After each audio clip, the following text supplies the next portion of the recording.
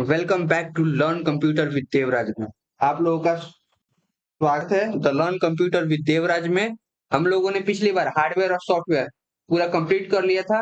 अब हम सॉफ्टवेयर में हम लोगों ने सॉफ्टवेयर के कितने पार्ट होते हैं? 2 पार्ट होते हैं। कौन कौन से? एक एप्लीकेशन सॉफ्टवेयर और सिस्टम सॉफ्टवेयर। तो आज हम लोग सिस्टम सॉफ्टवेयर को और डिटेल में पढ़ेंगे। अपने आज के टॉपिक में पूरा डिटेल में आज सिस्टम सॉफ्टवेयर हम लोग पढ़ेंगे। तो सिस्टम सॉफ्टवेयर में एक आता है ऑपरेटिंग सिस्टम।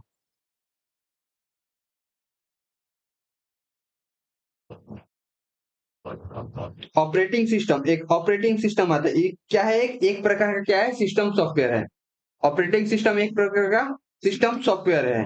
इसका परिभाषा देखते हैं कि ऑपरेटिंग सिस्टम एक विशेष प्रकार का सिस्टम सॉफ्टवेयर है। ठीक है। एक विशेष प्रकार क्या है? System software. मतलब कि ऑपरेटिंग सिस्टम जो है वो एक प्रकार का सिस्टम सॉफ्टवेयर ही है जो कंप्यूटर या लैपटॉप को चलाने में मदद करता है। मतलब कि जो हमारा ऑपरेटिंग सिस्टम है वो हमारे कंप्यूटर को, मोबाइल को, लैपटॉप को, ये सब को चलाने में कौन मदद करता है? तो हमारा ऑपरेटिंग सिस्टम मदद करता है। यह कंप्यूटर के अन्य हार्डवेयर, अन्य सॉफ्टवेयर के पीछे पुल का काम करता है। जैसे कि हम लोगों को एक नदी क्रॉस करना है, तो नदी के हम लोग इस पार है और नदी के उस पार जाना चाहते हैं। तो उसके लिए हमको किस चीज की जरूरत पड़ती है? एक ब्रिज की जरूरत पड़ती है। तो वैसे ही हमारे हमारे जो कंप्यूटर है, जो हमको दिखता है एक ऊपर की तरफ जो हमारा एप्लीकेशन सॉफ्टवेयर काम करता है, उनको हार्डवेयर के रिसोर्सेज की जरूरत पड़ती है। तो इनके बीच में जो हमारा ऑपरेटिंग सिस्टम है, इन लोगों को कनेक्ट करता है और इनको मदद करता है आपस में जोड़े बनाए रखने के लिए। और सारा काम बिना ऑपरेटिंग सिस्टम का नहीं हो सकता है। ऑपरेटिंग सिस्टम की मुख्य भूमिका है, हमारे ऑपरेटिंग सिस्टम की क्या क्या मुख्य भूमिका है, वो किस काम के लिए बनी है? तो आगे देखते हैं। संसाधनों का प्रबंधन। मतलब कि यह सीपीयू और मेमोरी जैसे डिस्क के हिस्से को सही तरीके से चलाने में सहयोग करता है। मतलब कि हमारे सीपीयू को किस एप्लीकेशन को कितना प्रोसेस करना है, किस एप्लीकेशन को कितना मेमोरी देना है, यह हमारा कौन करता है? ये हमारा ऑपरेटिंग सिस्टम करता है। कि मान लो एक हमने फाइल खोला, तो उस फाइल को खोलने के बाद वो कुछ ना कुछ स्पेस घेरेगा। उसको प्रोसेस करने में कितना समय लगेगा, ये सब हमारा ऑपरेटिंग सिस्टम मैनेज करता है। और तीसरा कार्य प्रबंधन। यह कोई प्रोग्राम को एक साथ चलाने में मदद करता है और उन्हें ठीक से व्यवस्थित करता है। मतलब कि हम लोगों ने एक साथ ही यूट्यूब भी खोली है, एक साथ ही यूट्यूब, व्हाट्सएप, इंस्टाग्राम, फेसबुक, इतने सारे एप्लीकेशन खोल लिए। तो सबको एक ही बार में चलाना सीपीयू की बस की बात नहीं है। एक ही बार में हम चलाएंगे तो हैंग होने लगता है। तो उसको संभालता कौन है? तो हमारा ऑपरेटिंग सिस्टम ही उनको मैनेज करता है कि कौन कब चलेगा। और जो चल रहा है उसको ज्यादा मेमोरी देकर चलाना है, और जो अभी हम लोगों ने बैकग्राउंड में चला के रखा है उसको कम मेमोरी देकर उसको बस बैकग्राउंड में ही रन करते रखना है। तो ये कौन करता है? तो हमारा ऑपरेटिंग सिस्टम करता है। और यूजर इंटरफेस। यह कंप्यूटर को आसान तरीके से इस्तेमाल करने के लिए स्क्रीन पर बटन और मेनू दिखाता है। मतलब कि जो हमारे सामने जो दिखते हैं, मतलब कि हम लोग के सामने जो भी दिखता है यहाँ पर, हम लोग सामने ये पूरा स्क्रीन दिख रहा है। तो इसको कौन दिखाता है? ये दिखाता है हम लोग का ऑपरेटिंग सिस्टम दिखाता है। कि हम लोग के सामने पूरा ऑपरेटिंग सिस्टम ही वो सब दिखाता है। बिना ऑपरेटिंग सिस्टम के ये सब हम लोग नहीं देख पाएंगे। अगर ऑपरेटिंग सिस्टम हमारे डिवाइस में ना हो ना, तो हम लोग कोई भी डिवाइस ना चला सकते हैं। हमारे इस लैपटॉप में अगर ऑपरेटिंग सिस्टम ना हो तो हम इस लैपटॉप को नहीं चला सकते, इस कंप्यूटर को भी नहीं चला सकते। हमारे मोबाइल, यहाँ तक कि हमारे मोबाइल में भी जो ऑपरेटिंग सिस्टम आता है, अगर उसमें हम लोग ऑपरेटिंग सिस्टम ना डालें ना, तो उसमें सिर्फ एक ब्लैंक स्क्रीन आएगा और बाकी कुछ नहीं। वो सिर्फ एक डब्बा रह जाएगा। बिना ऑपरेटिंग सिस्टम का हम लोग कंप्यूटर और लैपटॉप या हो मोबाइल हो कुछ भी नहीं चला सकते। और अब आते हैं हम लोग ऑपरेटिंग सिस्टम के उदाहरण। मतलब कि ऑपरेटिंग सिस्टम बहुत एक प्रकार के होते हैं। ऑपरेटिंग सिस्टम सिर्फ एक ही प्रकार का नहीं होता। मोबाइल में अलग ऑपरेटिंग सिस्टम होते हैं, लैपटॉप में अलग होता है, मैक में अलग होता है, आईफोन्स में अलग होते हैं। इन सब जगह अलग अलग ऑपरेटिंग सिस्टम का इस्तेमाल किया जाता है। जैसे में हम लोग के लैपटॉप में हम लोग के जो लैपटॉप में जो ऑपरेटिंग सिस्टम लगा हुआ है वो होता है माइक्रोसॉफ्ट विंडोज। ये जो हम लोग का लैपटॉप में जो हम लोग के लैपटॉप में ये विंडो है, वो जो ऑपरेटिंग सिस्टम यूज हो रहा है हमारे लैपटॉप में, वो एक प्रकार का क्या है, Microsoft window window operating system कहलाता है। और एक होता है हम लोग का लिनक्स। लिनक्स होता है और तीसरा होता है मैक। ये मैक होता है जो हमारे आईफोन आईफोन आईफोन बता रहे हैं हम लोग, हमारे एप्पल के मैकबुक होते हैं, जो हमारे एप्पल के बड़े बड़े लैपटॉप होते हैं उनमें इनका उपयोग किया जाता है मैकबुक का। और यूनिक्स, यूनिक्स क्या है, यूनिक्स भी एक ऑपरेटिंग सिस्टम है, लेकिन ये क्या है, और यूनिक्स जो है वो पेड वर्जन होता है। और ये यदि कंप्यूटर में ऑपरेटिंग सिस्टम नहीं हो तो हम कंप्यूटर को ऑन भी नहीं कर पाएंगे और न ही किसी प्रकार का काम कर पाएंगे। जैसे हमने पहले ही बताया कि ऑपरेटिंग सिस्टम हमारा ना हो, हमारे कंप्यूटर में अगर ऑपरेटिंग सिस्टम ना हम लोग यूज करें तो हमारा ऑपरेटिंग सिस्टम किसी काम का नहीं होता है। वो एक बेकार डब्बा ही बस रह जाएगा, बाकी किसी काम का नहीं रहता है। बिना ऑपरेटिंग सिस्टम का हम लोग एक कंप्यूटर पे कोई भी काम नहीं कर पाए होंगे। समझ में आ गई? ऑपरेटिंग सिस्टम क्या करता है कि ऑपरेटिंग सिस्टम, मान लीजिए ये हमारा कंप्यूटर है, ये हमारा कंप्यूटर है, और एक तरफ हम लोग उसको देख रहे हैं, तो बीच में हम लोग का ऑपरेटिंग सिस्टम ही हम लोग को सामने से दिखाता है कि हमारे स्क्रीन पर क्या क्या चल रहा है, क्या क्या हो रहा है। तो बिना ऑपरेटिंग सिस्टम के हम लोग कुछ कर भी नहीं पाएंगे। इसीलिए ऑपरेटिंग सिस्टम बहुत प्रकार के होते हैं, बहुत से पेड होते हैं, बहुत से फ्री होते हैं। तो आगे और भी हम लोग पढ़ेंगे कि ऑपरेटिंग सिस्टम कौन कौन से होते हैं। तो लेकिन हाल फिलहाल में आप लोगों को इतना ही बेसिक कंप्यूटर में बस इतना ही आप लोगों को पढ़ना है कि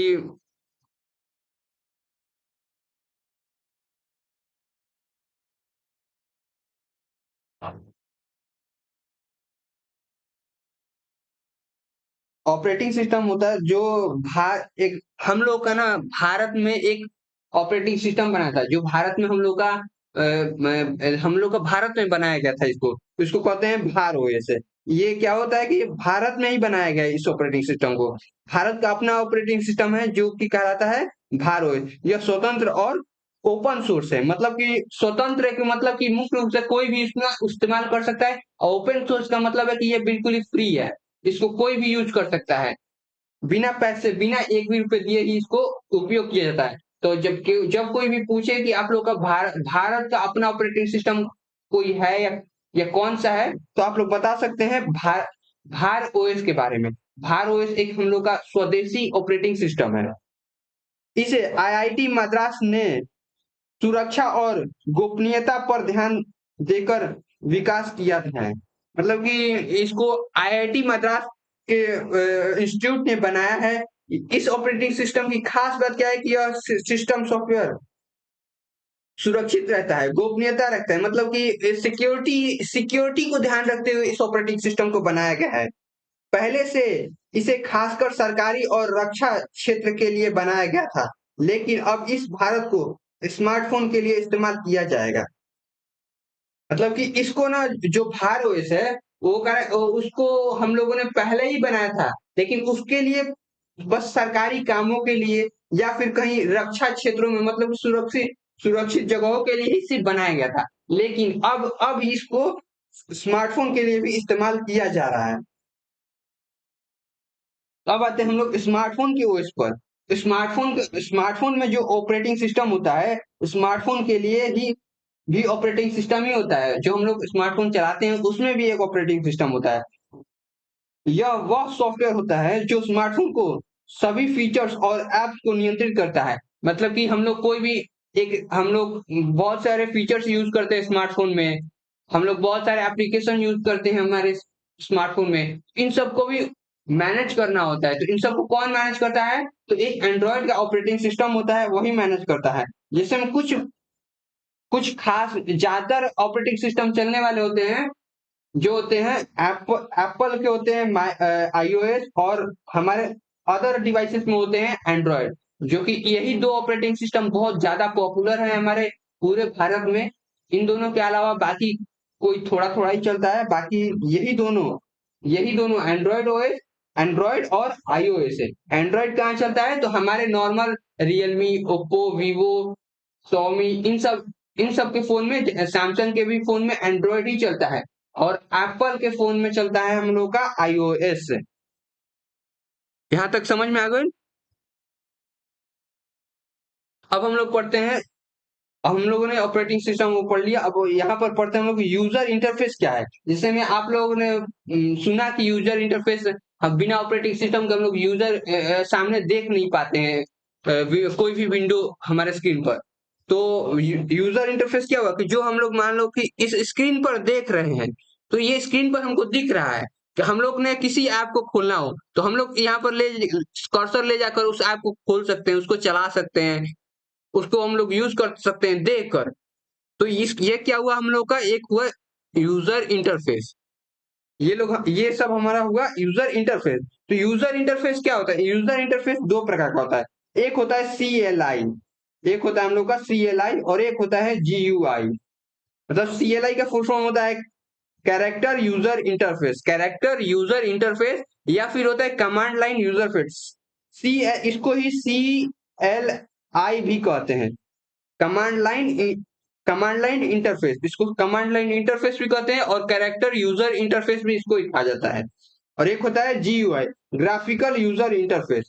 GUI का full form graphical user interface.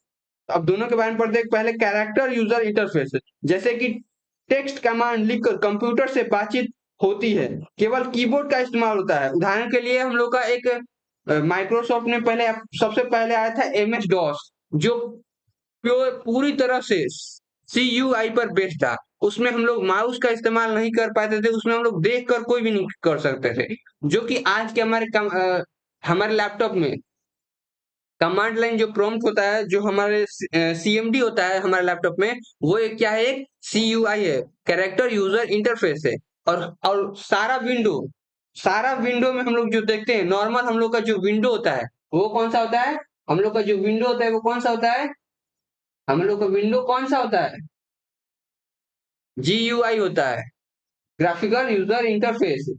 हम लोग का विंडो जी हम लोग का जो विंडो होता है वो होता है ग्राफिकल यूजर इंटरफेस है। और जो हम लोगों ने एक लिनक्स ऑपरेटिंग सिस्टम पढ़ा, जो पीछे हम लोगों ने लिनक्स ऑपरेटिंग सिस्टम पढ़ा, वो होता था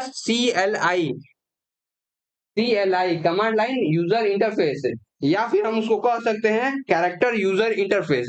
ये दोनों एक ही बात है, CLI बोलो या फिर CUI बोलो। तो हम लोग इसको भी अब डीप में पढ़ते हैं, कैरेक्टर यूजर इंटरफेस।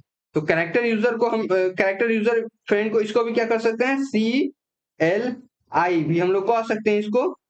तो CLI का पूरा नाम होता है कैरेक्टर यूजर इंटरफेस। CUI की कीबोर्ड में इस्तेमाल, मतलब कि CUI में सिर्फ कीबोर्ड हम लोग इस्तेमाल कर सकते हैं, माउस का इसमें जीरो इस्तेमाल होता है।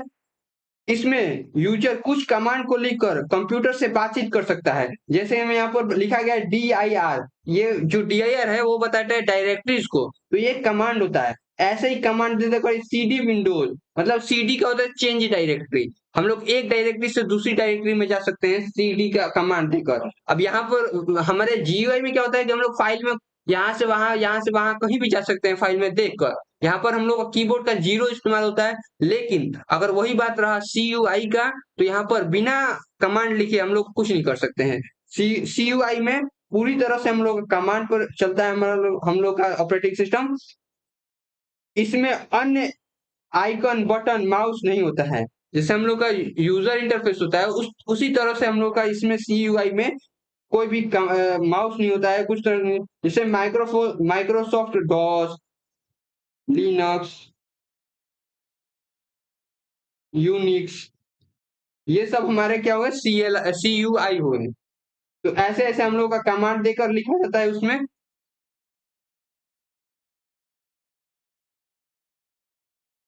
अब पढ़ते हैं हम लोग GUI, ग्राफिकल यूजर इंटरफेस। तो इसके बारे में हम लोगों ने पूरी तरह से बता दिया कि ये सब हम लोग को क्या है, कि एक हम लोग का GUI स्क्रीन है, हम लोग का मॉनिटर स्क्रीन है, वो वहां पर ऐसा ही हम लोग को सब पूरी तरह से हम लोग को दिखाई देता है। और हम लोग अपने माउस का इस्तेमाल करके उस बटन को हम लोग पूरी तरह से इस्तेमाल करते हैं, और वहां एक फाइल से दूसरी फाइल में चले जाते हैं। GUI का पूरा नाम ग्राफिकल यूजर इंटरफेस है। GUI में कीबोर्ड के साथ साथ माउस माउस टच स्क्रीन, इसका भी इस्तेमाल किया जा सकता है। यह यूजर के कार्यों को आसान बना देता है। ऐसे आसान देखा जाए तो बड़ी-बड़ी कंपनियों में इसका इस्तेमाल ना करके CUI का इस्तेमाल किया जाता है, क्योंकि वो आसान होता है। अगर आप एक बार सीख जाइएगा ना CUI करना, तो वो आसान लगेगा इसके मुकाबले। क्योंकि वहाँ पर एक कमांड देकर बहुत सारे काम किए जा सकते हैं, और यहाँ पर क्या होता है GUI में कि हम लोग सिर्फ एक बार में एक ही काम कर सकते हैं। अगर हम लोग को एक फ़ोल्डर से एक फ़ोल्डर से दूसरे फ़ोल्डर के अंदर भी दूसरे फ़ोल्डर में जाना हो तो हम लोग को 2 बार उस फ़ाइल को खोलना पड़ेगा। लेकिन CUI में एक बार CD कमांड लिखकर और हम लोग पाथ दे देना तो डायरेक्ट कितने भी फ़ाइल के अंदर कितना भी जाना क्यों ना हो, हम लोग एक ही बार में चले जाएँगे। यही होता है, आसान होता है हम लोग का CUI। लेकिन आम तौर पर लोग GUI का इस्तेमाल करते हैं, इसीलिए GUI आसान लगता है। तो शुरू में GUI ही सबको सिखाया जाता है, ग्राफिकल यूज़र इंटरफेस ही, क्योंकि ये देखने में अट्रैक्टिव लगता है, आसानी से हम लोग सीख पाते हैं। इसमें आइकॉन्स होते हैं, बटन्स होते हैं, माउस पॉइंटर होता है। उदाहरण के लिए हम लोग का जो माइक्रोसॉफ्ट विंडो है, हम लोग का जो विंडो चलता है वो होता है GUI पर, हम लोग के फ़ोन होते हैं वो होते हैं हमारे GUI पर। तो GUI हम लोग आजकल हमारे दैनिक जीवन में यही इस्तेमाल करते हैं, और देखने में कहीं न कहीं हम लोग को CUI भी अच्छा खासा चलता है। हमारे हमारे विंडो में भी होता है CUI। जैसे में हम लोग को चलाना हुआ कमांड प्रॉम्प्ट जब चलाते हैं हम लोग CMD ये होता है हम लोग का कमांड लाइन इंटरफेस। हम यही होता है हम लोग का कमांड लाइन इंटरफेस। यहाँ पर हम लोग पूरी तरह से कमांड पर इस्तेमाल करते हैं। यहाँ पर कोई माउस का इस्तेमाल नहीं होता, पूरी तरह से कीबोर्ड, हम लोग कीबोर्ड से टाइप करेंगे तो कुछ भी होगा। अगर यहाँ पर हम लोग एलएस डालें, ये होता है लिस्ट डायरेक्टरी, एलएस डालेंगे तो पूरी तरह से यहाँ पर हम लोग को दिखाया जाएगा, ये सब कमांड होते हैं। ये सब कमांड याद याद करने से ज्यादा प्रैक्टिस पर ज्यादा फोकस कीजिएगा तो जल्दी ही वो बन जाएगा। तो हम लोग आगे बढ़ते हैं। अब CUI और GUI इन दोनों में अंतर समझते हैं। CUI क्या होता है, कैरेक्टर यूजर इंटरफेस, और GUI का फुल फॉर्म क्या होता है, ग्राफिकल यूजर इंटरफेस। अगर CUI की बात करें, इसमें सिर्फ कीबोर्ड का इस्तेमाल किया जाता है, और GUI में कीबोर्ड और माउस, टचपैड सबका इस्तेमाल किया जा सकता है। और कार्य प्रणाली देखें इन लोगों का, तो टेक्स्ट कमांड्स टाइप करना पड़ता है, जैसे में LS, DIR, CD, ये सब हम लोग को कमांड याद रखना पड़ता है। लेकिन जो हमारे GUI में होते हैं, आइकॉन्स होते हैं, बटन्स होते हैं, ये जो उपयोग करने में थोड़ा कठिन लगता है CUI, क्योंकि उसमें बहुत सारे कमांड होते हैं, याद करना पड़ता है। तो इसीलिए और आसान आसान लगता है हम लोग का GUI। इसमें होता है हम लोग का MS DOS भी हो सकता है, लिनक्स भी हो सकता है, और बहुत कुछ हो सकते हैं, और इसमें माइक्रोसॉफ्ट विंडो हुआ, एंड्रॉइड हुआ। और देखा, जैसे हमने पहले ही बताया था कि जो CUI है वो बहुत ही तेज होता है, ये कम रैम में चल जा सकता है। लेकिन जो GUI होता है वो थोड़ा धीमा होता है, वो थोड़ा ज्यादा प्रोसेसर कंज्यूम करता है, ज्यादा रैम कंज्यूम करता है, इसलिए थोड़ा सा वो धीमा होता है। इन दोनों में उम्मीद है कि आप लोग को सब कुछ समझ में आ गया होगा। अगर कुछ भी ना समझ में आए तो प्लीज कमेंट बॉक्स में आप लोग अपना क्वेश्चन पूछ सकते हैं, हम जवाब जरूर देंगे।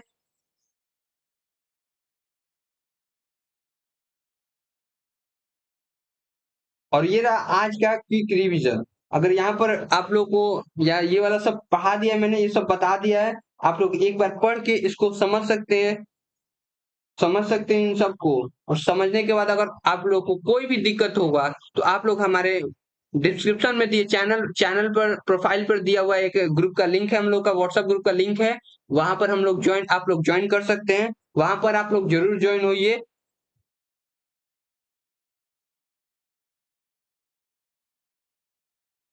और हमारे यूट्यूब चैनल को लर्न कंप्यूटर विद देवराज, इस चैनल को सब्सक्राइब जरूर करें। और आप लोग हमारे साथ मिलकर कंप्यूटर सीखे, बेसिक से लेके एडवांस तक। हम लोग हर शनिवार और रविवार को अपना वीडियो अपलोड करते हैं शाम के 7 बजे। आप लोग जरूर जुड़े हम लोगों से, हमारे चैनल को सब्सक्राइब करें और ज्यादा से ज्यादा शेयर करें। और आपकी पढ़ाई में अगर कोई भी दिक्कत हो तो हमारे व्हाट्सएप ग्रुप के चैनल पर जुड़ सकते हैं। धन्यवाद। आप लोग ऐसे ही बने रहे और पढ़ाई करते रहे।